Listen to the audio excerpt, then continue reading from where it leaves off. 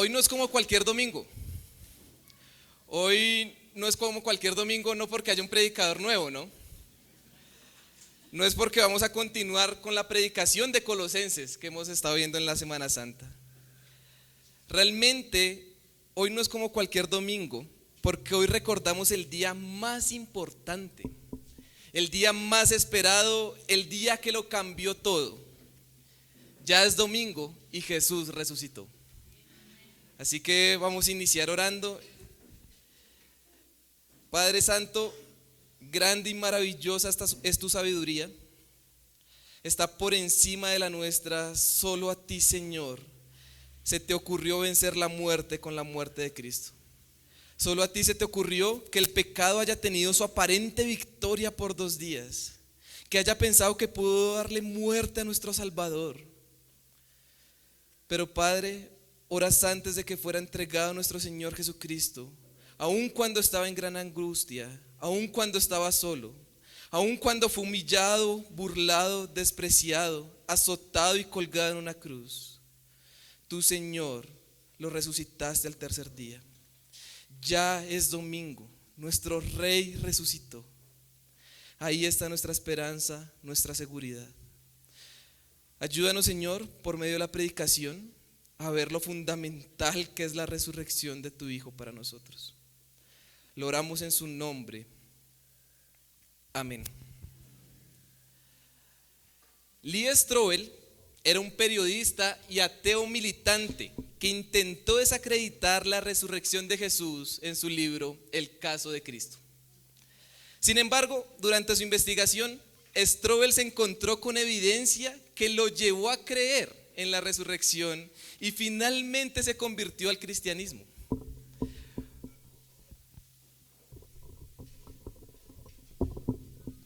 Ya desubiqué todo. Una de las evidencias que más lo impresionó a Strobel fue la transformación de los discípulos, que habían sido hombres asustados, desanimados, desilusionados después de la crucifixión, pero que semanas después pasaron a ser líderes valientes y apasionados por la predicación del Evangelio. Y la única explicación para que ese cambio sucediera, investiga Strobel, es que Jesús realmente resucitó de entre los muertos. Sin embargo, la resurrección de Jesús no solo produce una transformación anímica, sino una transformación mucho más profunda, pues transforma de muerte a vida. Y el pasaje que vamos a leer esta mañana argumenta que la resurrección de Jesús es el fundamento de nuestra resurrección. Así que leamos Colosenses, capítulo 3, versículos 1 al 17, teniendo esto en mente. El título de mi sermón es Resucitó y resucitamos. Así que vayamos a Colosenses 3, 1 al 17. Voy a leer de la Biblia de las Américas. Si habéis pues resucitado con Cristo, buscad las cosas de arriba donde está Cristo sentado a la diestra de Dios. Poned la mira en las cosas de arriba, no en las de la tierra, porque habéis muerto y vuestra vida está escondida con Cristo en Dios. Cuando Cristo nuestra vida sea manifestado, entonces vosotros también seréis manifestados con Él en gloria. Por tanto, considerad los miembros de vuestro cuerpo terrenal como muertos a la fornicación, la impureza, las pasiones, los malos deseos y la avaricia, que es idolatría. Pues la ira de Dios vendrá sobre los hijos de desobediencia por causa de estas cosas, en las cuales vosotros también anduvisteis en otro tiempo cuando vivíais en ellas. Pero ahora, desechad también vosotros todas estas cosas: ira, enojo, malicia, maledicencia, lenguaje soez de vuestra boca. No mintáis los unos a los otros, puesto que habéis desechado al viejo hombre con sus malos hábitos y os habéis vestido del nuevo hombre, el cual se va renovando hacia un verdadero conocimiento, conforme a la imagen de aquel que lo creó. Una renovación en la cual no hay distinción entre griego y judío, circunciso e incircunciso, bárbaro, escita, esclavo, libre, sino que Cristo es todo y en todos. Entonces, como escogidos de Dios, santos y amados, revestidos de tierna compasión, bondad, humildad, mansedumbre y paciencia, soportándoos unos a otros y perdonándoos unos a otros, si alguno tiene queja contra otro, como Cristo os perdonó, así también hacedlo vosotros. Y sobre todas estas cosas vestidos de amor, que es el vínculo de la unidad. Y que la paz de Cristo reine en vuestros corazones, a la cual en verdad fuisteis llamados en un solo cuerpo, y sed agradecidos. Que la palabra de Cristo habite en abundancia en vosotros, con toda sabiduría, enseñándoos y amonestándoos unos a otros con salmos, himnos y canciones espirituales, cantando a Dios con acción de gracias en vuestros corazones. Y todo lo que hacéis, de palabra o de hecho, hacedlo todo en el nombre del Señor Jesús, dando gracias por medio de Él a Dios el Padre. Es un texto bastante familiar para muchos, sobre todo la última parte, soportándoos unos a otros, ¿no? Pero realmente es un pasaje que va más allá de indicar qué es lo que un creyente debe hacer, cómo se debe comportar con el otro. Lo que hace primeramente este pasaje es fundamentar ese comportamiento en una realidad que se ve desde el versículo 1 y que no se vuelve a mencionar, pero que estoy convencido que sin la realidad del versículo 1, sin la realidad de la resurrección de Cristo, entonces nosotros como creyentes no vamos a poder hacer nada de la nueva vida que se nos exige en este texto. Es por eso que quisiera dejar una idea fundamental en ustedes esta mañana, una idea corta, y es que la resurrección de Cristo es la seguridad de nuestra nueva vida. Ese es el mensaje que quiero argumentar para ustedes hoy. La resurrección de Cristo es la seguridad de nuestra nueva vida. Y es muy importante que como creyentes recordemos esto, porque nuestra nueva vida, nuestro nuevo hombre, no es simplemente un cambio de voluntad. No es simplemente que dejamos de hacer unas cosas y ahora vamos a hacer otras. No, eso no asegura, nuestro cambio de comportamiento no asegura nuestra nueva vida, sino que hemos resucitado con Cristo. La resurrección de Cristo es la seguridad de nuestra nueva vida. Y voy a argumentar mi mensaje de una manera sencilla. Van a ser 2 puntos, vamos a ver el antes y el después de nuestra nueva vida en Cristo. Vamos a ver la vieja vida y después vamos a ver la nueva vida, no es más. Así que vamos a iniciar con nuestro primer punto, la vieja vida.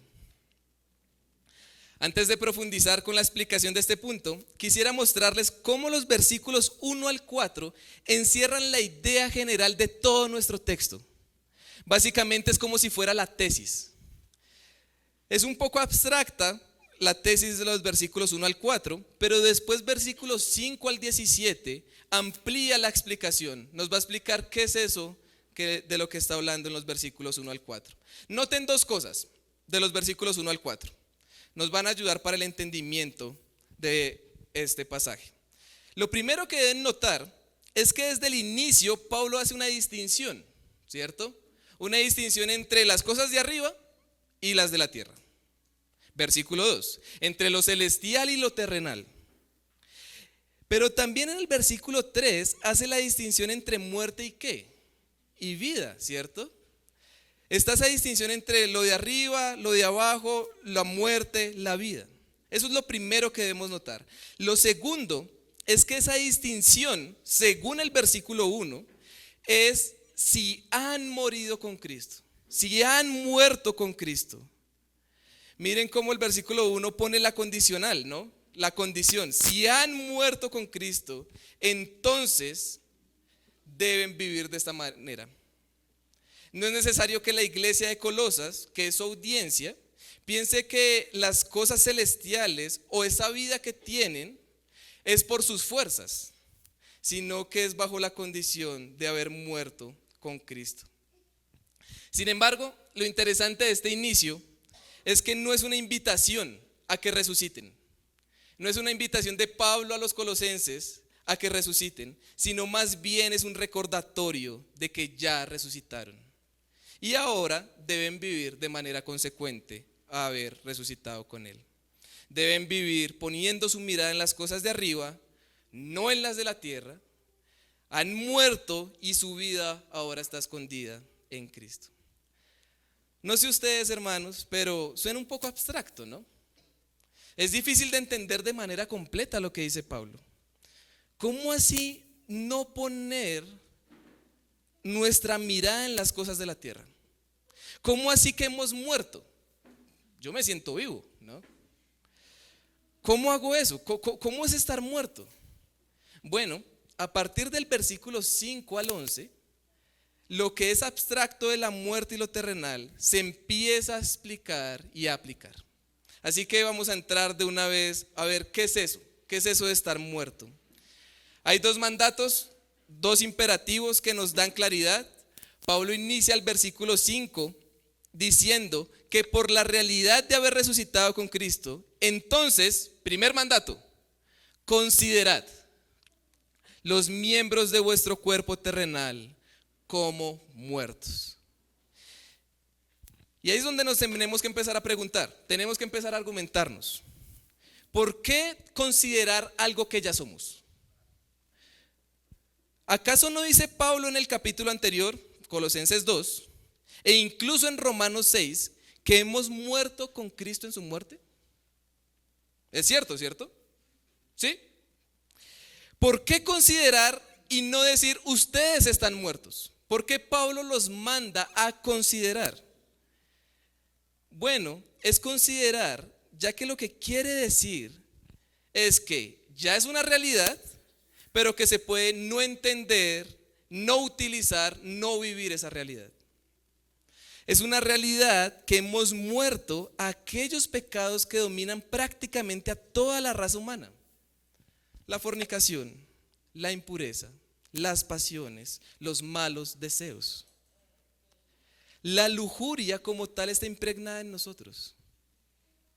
Desde nuestros pensamientos lo vemos. Sin embargo, alguien podría decir, pues gracias a Dios yo no lucho con nada de eso. Eso de lujuria, eso no va conmigo. Y bueno, yo le digo, puede que sí, está bien. Pero ¿qué hay de la avaricia? Porque la avaricia también está incluida en esos pecados, ¿no? Que debemos dar muerte. ¿Qué hay del amor al dinero? No se puede servir a dos señores. Finalmente dice Pablo que todos estos pecados son idolatría. Son merecedores de la ira de Dios según el versículo 6. Pero el versículo 7 nos dice Pablo, esta ya no es su realidad.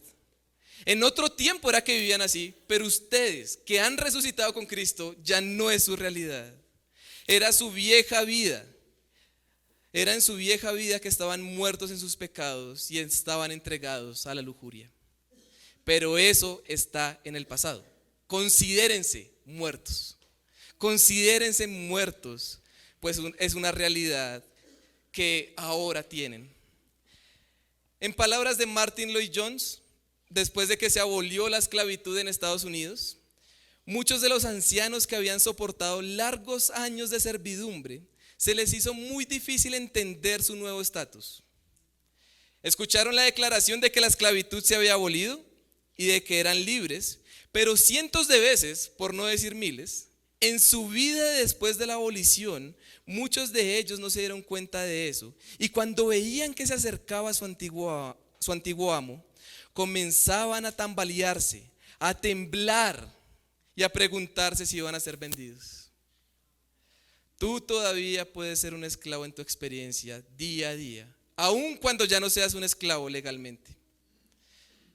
Sientas lo que sientas, sea cual sea tu experiencia, Dios nos dice aquí por medio de su palabra, hemos muerto al pecado, ya no estamos bajo su reino, ya no estamos bajo su gobierno.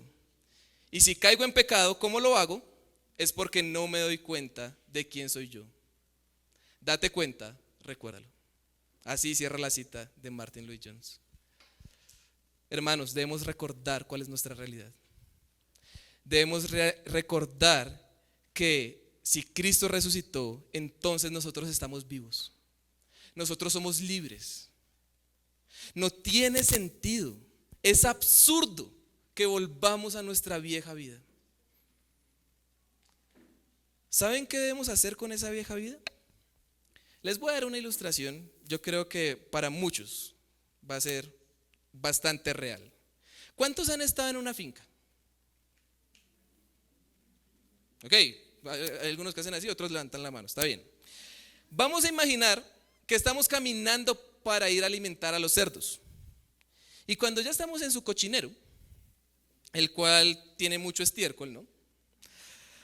Nos caemos de cara en ese cochinero. Ok, excelente, esa es la reacción. Si usted en la caída se pega en la cabeza y se mata, usted no es consciente de que está lleno de suciedad, ¿no? Desde aquí a los pies. Pero si usted no está muerto, ¿qué es lo lógico que va a hacer? Usted no se va a poner a hacer angelitos ahí de nieve. Gracias. Lo lógico es que como estamos vivos, somos conscientes, nos levantamos y nos salimos de ahí. Creo, hermanos, que la ilustración es clara. No estamos muertos, estamos vivos. Salgamos de ese cochinero del pecado. Pero además, sigo con la ilustración. Usted se levanta, se sale del cochinero y ¿qué es lo que va a hacer? Uno se quita la ropa, ¿no? Uno se quita la ropa, uno no se va a quedar con la ropa sucia todo el día. Lo lógico es desecharla. Bueno, básicamente ese es el segundo mandato que dice Pablo. Miren el versículo 8.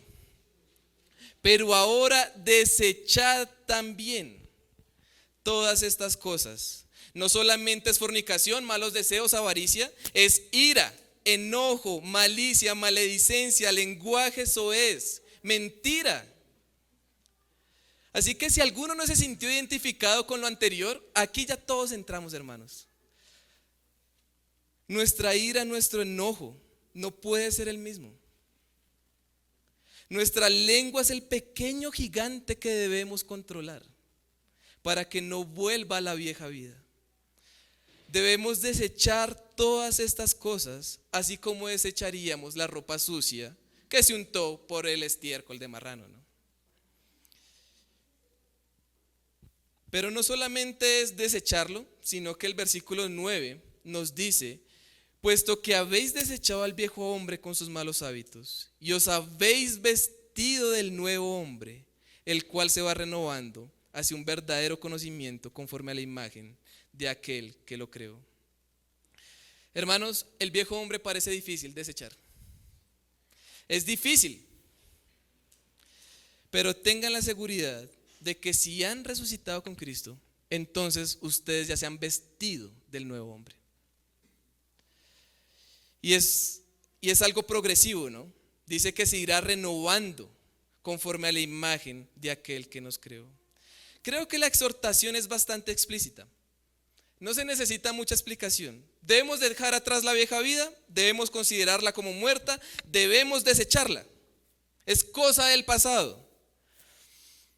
Así que, hermano, si usted aún sigue en fornicación, si usted aún sigue en adulterio, si usted aún sigue en impureza, en malos deseos, en avaricia, en ira, en enojo, en malicia, en lenguaje grosero, si usted sigue en mentira, les recuerdo que en la muerte de Cristo usted murió a todas estas cosas. Luche contra sus pecados. Dele muerte. Les recuerdo que la sangre de Cristo derramada por usted en la cruz lo limpió de toda su maldad. Les recuerdo que la confirmación de que es real, y aunque lo olvidamos muchas veces y lo recordamos una vez al año en este día, es que Jesús resucitó. Cuando continuamos en nuestra vieja vida, negamos la realidad de nuestra nueva vida. ¿Y cómo vamos a negar algo tan real y tan cierto? Tengamos cuidado de estar tan cómodos en los placeres del viejo hombre. Tengamos cuidado de acostumbrarnos al olor a muerto de nuestros pecados cuando ya estamos vivos. Hermanos, por la resurrección de Cristo nos hemos vestido del nuevo hombre. Estamos siendo renovados. Una renovación en la cual no hay distinción entre griego y judío, versículo 11, entre circunciso e incircunciso, entre bárbaro, escita, esclavo, libre, sino que Cristo es todo y en todos. ¿Pero qué significa eso? ¿Qué significa esa renovación? ¿Qué significa esa nueva vida? ¿Qué significa que Cristo es todo y en todos, no? Se escucha bonito, pero ¿qué es eso? Bueno, pasemos a nuestro segundo punto, la nueva vida. Si se dan cuenta, la manera de argumentar de Pablo es bastante interesante. Los versículos 1 al 4 nos plantea una imagen. Aquellos que han resucitado con Cristo deben buscar lo celestial, no lo terrenal. Están vivos, no muertos.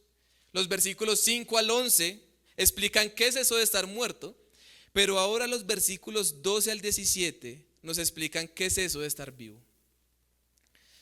Lo cual, según el final del punto anterior, tiene que ver con la imagen del vestido, ¿no? El versículo 10 trae la imagen del vestido, no como una acción que debemos hacer, sino como una acción que ocurrió en el pasado, pero que afecta a nuestro presente. Dice, ustedes se han vestido, ¿no? A esto se le conoce como un verbo indicativo pretérito pluscuamperfecto. Ustedes dirán, ¿qué es eso? Bueno, realmente es una acción que ocurrió en el pasado y que es real hoy. No necesitan saber el término, pero yo sé que hay algunos que sí les interesa el término. Pero cuando leemos el versículo 12, ya no es algo que ocurrió, sino algo que debemos hacer. Es un mandato. Dice el versículo 12, entonces como escogidos de Dios, santos y amados, ¿qué? Revestidos o vestidos en algunas versiones, ¿no? Sin embargo, es muy similar a lo que veíamos en el versículo 5, de por qué considerar algo que ya somos. De la misma manera, podemos preguntarnos, ¿por qué el mandato a vestirnos o revestirnos si ya hemos sido vestidos? ¿Por qué? ¿Por qué mandarnos a algo que ya somos? ¿Se está contradiciendo Pablo? La verdad, no se está contradiciendo, porque el versículo 10 nos dice que el vestirnos del nuevo hombre implica una renovación. Implica que estamos vestidos, pero hay que seguir vistiéndonos. Y por eso Pablo comienza el versículo 12 diciendo, entonces, como ya es una realidad que se han vestido, entonces vístanse. No podemos vestirnos de algo que no tenemos. Es por eso que si hay alguien acá que aún no cree en el Evangelio, que aún no cree en el poder de la resurrección de nuestro Señor, entonces aún no puede vestirse el nuevo hombre. Primero nos vestimos de una nueva vida y luego nos revestimos de esa nueva vida. Así que depende de usted. No se vaya a poner un nuevo vestido sin cambiarse el estiércol en el que han sido manchados. No le va a servir de nada. Necesita que el Señor lo resucite, lo revista, y ahí sí usted revestirse sobre esa nueva ropa que tiene, sobre esa nueva vida. Así que la base de los mandatos que vienen a partir del versículo 12 es bajo la realidad de que nos hemos vestido, que tenemos una nueva vida, no por nuestras fuerzas. Ahora, continúa el versículo 12 y versículo 13. Como escogidos de Dios, no nuestra voluntad, ¿cierto? Revestidos de tierna compasión, bondad, humildad, mansedumbre y paciencia, soportándoos unos a otros y perdonándoos unos a otros. Si alguno tiene queja contra otro, como Cristo os perdonó, así también hacedlo vosotros. ¿Podría explicar cada una de estas características y profundizar en ellas? Terminaríamos una hora después. Ustedes deciden. Lo mejor es que no. Pero lo que quiero que noten es que es contrario a lo que dice el versículo 8. El versículo 8 es el mandato en negativo, desechemos ira, enojo, etc. Y el mandato en positivo es revístanse, de compasión, de bondad, humildad, etc. Quítense esa ropa sucia y vístanse de la nueva que tienen. Pero sobre todo, dice el versículo 14, sobre todas las cosas que se puedan poner, lo que sí o sí deben vestir es ¿qué? Amor, el cual es el vínculo de la unidad. Yo no sé cuánto se demoraron arreglándose para venir hoy a la iglesia. Creo que las mujeres un poco más que los hombres. En ocasiones no es así. Pero así como ustedes se preocupan venirse bien vestidos a la iglesia, que no se les queden los zapatos, la chaqueta, el celular y esas cosas, asimismo nos debería preocupar que no se nos quede lo que dice versículos 12 al 14. Debemos vestirnos de compasión, debemos vestirnos de humildad. Muchas veces venimos acá creyéndonos superior. Debemos vestirnos de paciencia y de mucho amor. Hermanos, ese es el propósito al cual hemos sido llamados. Es el propósito de nuestra nueva vida. Era el propósito de Pablo al predicar. Capítulo 1, versículo 28. Presentar a todo hombre perfecto en Cristo. Y esa perfección no es algo futuro. O no es solo algo futuro. Es la misma palabra de perfecto, completo, en el versículo 14. El vínculo de la unidad, el vínculo de lo perfecto, dice la Reina Valera. Hemos sido llamados a un solo cuerpo. Nuestro propósito es la unidad. Ser perfecto en Cristo es la unidad de la iglesia. Y de esa manera respondemos a la pregunta, ¿cómo así que Cristo es todo y en todos? Bueno, por medio de nuestra unidad, que se caracteriza por el amor, la paciencia y la humildad, Cristo es todo y en todos. En Cristo somos uno con todos los creyentes. Lo que conocemos como Iglesia Universal.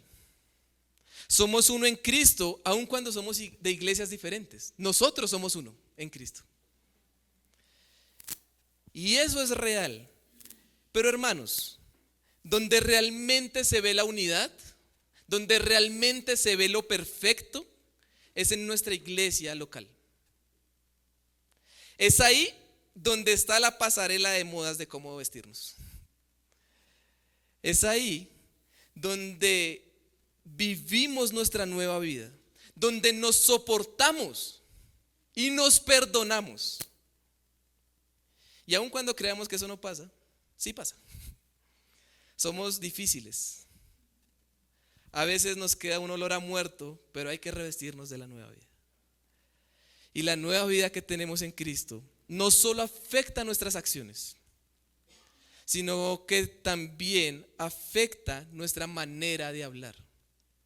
Ya no es un lenguaje soez o grosero, no es con mentira, sino que, versículos 16 y 17, con toda sabiduría, enseñándoos y amonestándoos unos a otros con salmos, himnos y canciones espirituales, cantando a Dios con acción de gracias en vuestros corazones, y todo lo que hagan, de palabra o de hecho, hacedlo todo en el nombre del Señor Jesús, dando gracias por medio de Él a Dios el Padre. Hermanos, hay trabajo por hacer. ¿Cómo nos hablamos? ¿Somos conscientes del poder que tiene la lengua? La lengua destruye y maldice, pero también puede bendecir. Y como les dije hace un momento, podríamos profundizar y aplicar de distintas maneras estos versículos. Pero más allá de decirles que no y qué sí deben hacer, quiero darles seguridad. Una seguridad que es real. Porque ustedes pueden volver a leer estos mandatos y ya saben qué es lo que deben hacer. Ustedes saben que si tienen un problema con otro hermano, ¿qué van a hacer? Pedir perdón, ¿no? Si ustedes saben que están hablando mal, ¿qué van a hacer? Pues cambiar su lenguaje. Pero yo quiero darles la seguridad de que es posible esto. Esto se ve muy bonito, se ve muy ideal, pero lo vemos lejos de nosotros. ¿Qué asegura que yo puedo vivir esa nueva vida? No solo que debo vivirla, ¿no? Porque ya sabemos que debemos hacerlo, sino que podemos. ¿Qué asegura si yo todos los días vuelvo a la vieja vida? Que incluso hay ocasiones en que disfruto la vieja vida. ¿Qué asegura que estamos vivos? Lo asegura lo que recordamos hoy, domingo 9 de abril. No es una fantasía, es un hecho, es un evento histórico. Jesús resucitó, el domingo llegó. Lo difícil lo pasó nuestro Señor en la cruz. Lo difícil lo pasó cuando se sintió solo y abandonado por el Padre, cuando recibió la ira que nosotros merecíamos, cuando clavó el pecado en la cruz y le dio muerte. Lo difícil era vencer la muerte y resucitar con poder. Pero Jesús lo hizo. ¿Dónde está, oh muerte, tu victoria? ¿Dónde, oh sepulcro, tu aguijón? Hermanos, ahora nos toca lo fácil. Jesús ya resucitó y resucitamos con Él. Ahí está nuestra seguridad. No me digan que no pueden desechar la vieja vida y vivir la nueva vida cuando Jesús ya resucitó. No neguemos con nuestra vida lo que es innegable.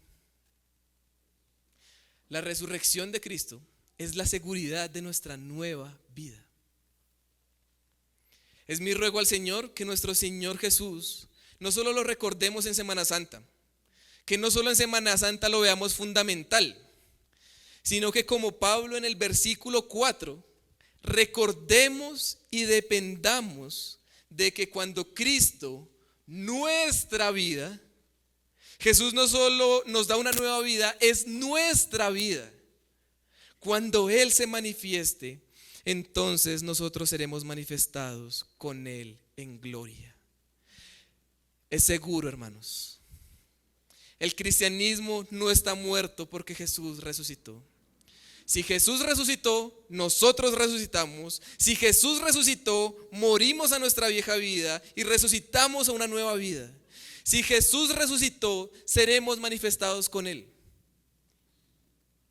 Y aleluya, porque Él resucitó. Él está vivo y esto lo cambia todo. En un momento vamos a estar tomando la cena. Y quiero recordarles que la cena no es un velorio. Es una celebración. No estamos recordando solamente que Jesús murió, sino que también resucitó.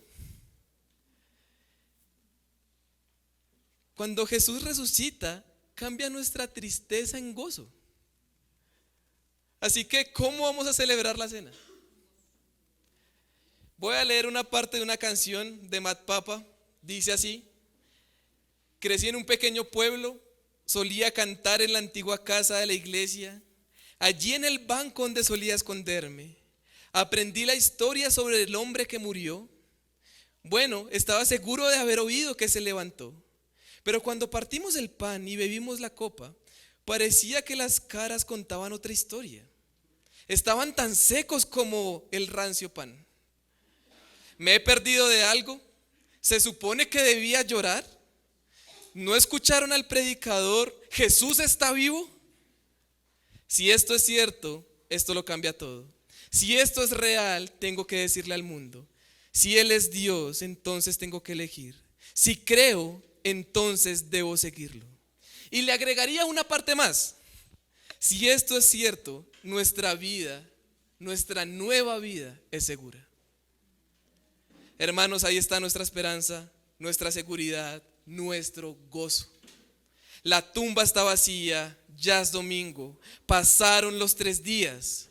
La resurrección de Jesús asegura nuestra nueva vida.